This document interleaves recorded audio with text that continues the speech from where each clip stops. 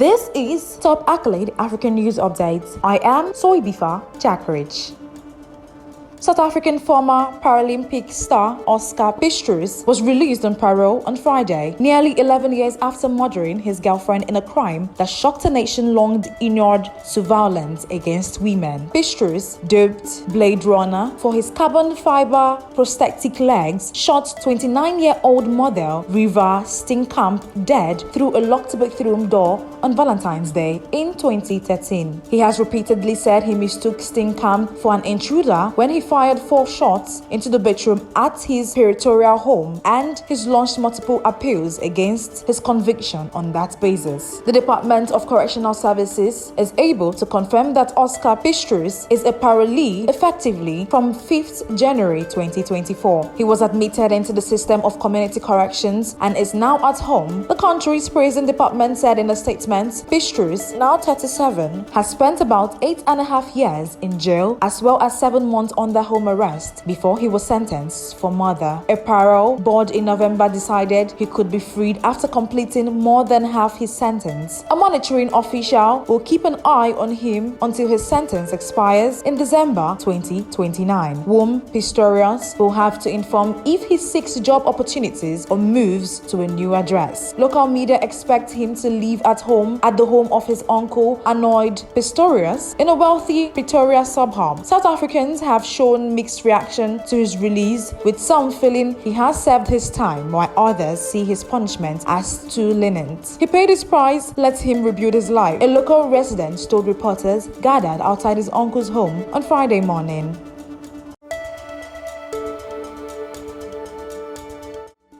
The former Miss Namibia has doubled down on her pledge to run to be president on the Southern African country, despite seemingly being too young. Cassia Shapley, who won the beauty pageant in 2022, had told her 23,000 Instagram followers she would soon share her journey towards becoming president of the Republic of Namibia. Although several followers pointed out the presidential candidate must be over 35, as per the Namibian constitution, 23-year-old Miss Shapley repeated her statement on Thursday. She told her followers she would offer more information in forthcoming YouTube videos. "Let's talk about me, that's running for presidency," she said on Instagram. Miss Shapley said she planned to run as an independent candidate.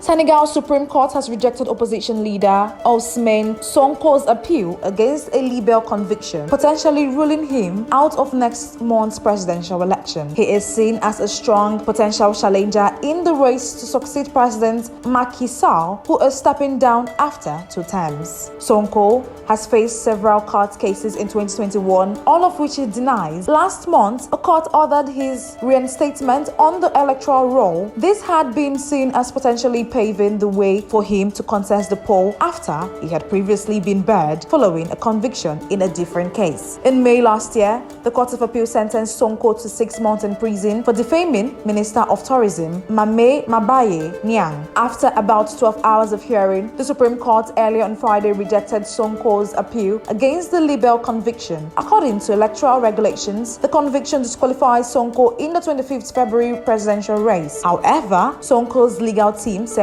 the legal setback was not final. The fight will continue. His lawyer, Sire Sledor Lee, told reporters outside the court in the capital, Dakar. His repeated arrests over the past 2 years have sparked several bouts of deadly unrest in one of the West Africa's most stable democracies. Reports say there was no immediate sign of public protest in response to Friday's ruling. The Constitutional Council is set to publish a final list of cleared presidential candidates on January 20th.